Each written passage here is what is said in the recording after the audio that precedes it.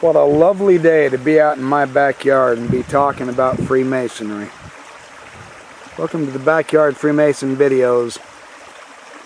I want to share some ideas on the Masonic Apron. Standing by this beautiful little brook.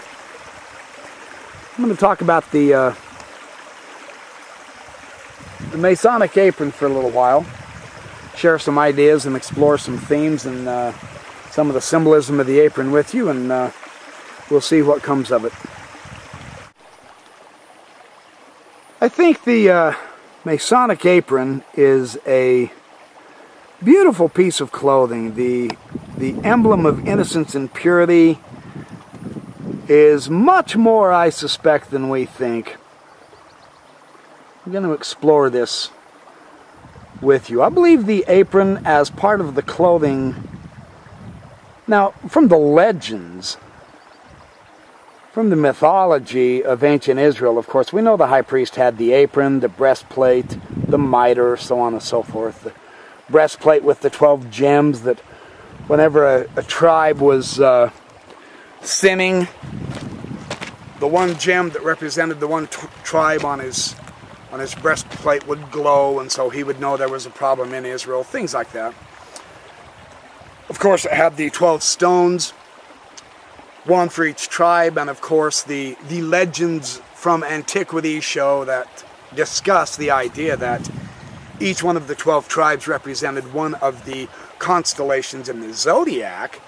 And so this clothing the high priest was donning is cosmological in its orientation. And the sash around his waist that he tied, that represented the serpent of chaos that the creation actually put under control so that chaos didn't reign, the tohu vavohu in the Hebrew Genesis account. That sash represented the serpent, as the high priest represented the Lord, and the Lord, of course, conquered chaos, the symbol of the sash being tied around the waist. The order of the cosmos being shown by the breastplate with the 12 gemstones. The girdle representing the cube of space and the triangle of deity. Now this gets real interesting real fast. I'm well aware that through the previous few centuries, as Masonry has grown and developed, that there are some professional Masonic historians who really shy away from the study of the so-called deeper aspects of the symbolism in Freemasonry. And of course, symbolism brings in all kinds of quack theories and wild surmises. Voodoo literature, New Age guru junk, fluff and crap. I'm well aware of all of that. In the process of trying to avoid that, however, I believe we have taken the grander aspects of the symbolisms, as it were, especially of the Masonic Apron, and we've brought them so far down to earth that I think we're losing something. And this is esoteric. I absolutely agree with you. This kind of causes people, they say, well, we don't want to get too spiritual. We don't want to become idiots. We don't want to kill our credibility. On the other hand, I think an exploration is in order. And I haven't discovered anything new about the apron that hasn't already been said, but I'm going to put materials together in such a way that I think we can bring in a new, a better understanding. When I donned the Masonic apron in Lodge, it means something to me because of what I think the symbolism means. I wouldn't for a moment advocate that every Mason out there has to think this way about this apron, and that this is the accurate, good meaning of the apron. And if you don't believe that, then you're not a true Freemason. Now, forget all that noise and fluff. I'm simply going to explore a concept of the Masonic apron that I find deeply intriguing. I believe it is a one-dimensional symbol of the cosmos. And I'm going to unfold it, as it were, and I'm going to show you how it has cosmological implications. It is a grand symbol that we put on ourselves to put us in touch with the cosmos. Because quite frankly, this earth is our home, and it's a beautiful place, and I love being on it. But this isn't where we're from, and this isn't where we're going to remain. This is just a stepping stone in the process of getting into the universal cosmos. We are dancing the dance of the universe. We are breathing the song of the universe, as it were. We are symbolizing this with the clothes we put on and the rituals we perform. And I'm going to share more of that idea with you.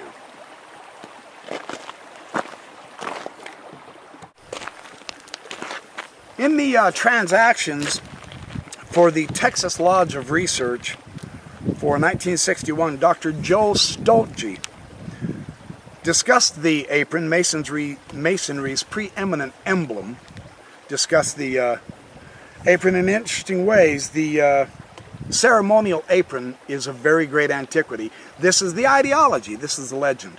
No, I don't think we can trace the actual Mason apron much beyond the 1700s as far as a historical situation. We don't have a direct line of descent of the apron from ancient Israel or from ancient Egypt, even though we know both those cultures had these aprons. But the ideology is what I believe as a Freemason I can adapt to, and I can understand as a spiritual discipline into the only dogma of Freemasonry that I know we have: faith, hope, and charity, charity being the greatest of these. We incorporate the earthly with the heavenly through this apron, the square apron with the triangular flap. And it was worn by kings, priests, initiates, and hierophants as badges of ranks and distinction. It says that on page 327. And the flap of the apron represents spirit, the immortal man. The square symbolizes matter, the mortal man. And when the flap's lifted up, the spirit of man and the mortal part are separated, the heavenly, and when it's folded down,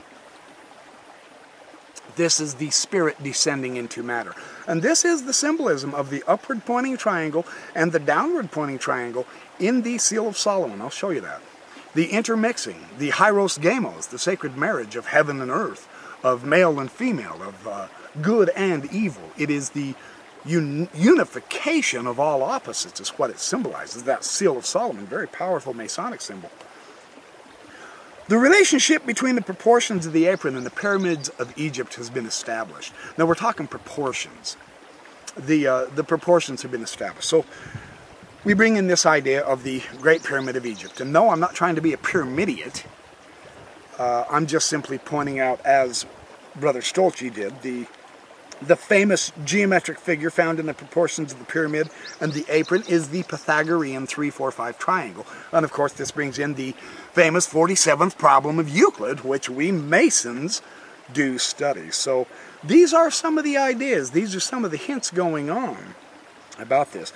And of course Pythagoras did go to Egypt to learn the mysteries. All of the great Greeks went to Egypt first. And the greatest triangle standing there on the land that absolutely nobody can miss is the pyramid. I mean, that's, you can't get away from that. When you split the pyramid, and of course on page 331 he says, the Pythagorean triangle, because of its peculiar form, was compared to the likeness of an eye, which is the symbol of the sun god, the all-seeing eye in Egypt. And of course that rings bells with Masons too. Not that we believe the Masonic all-seeing eye comes directly from Egypt. The ideology is there.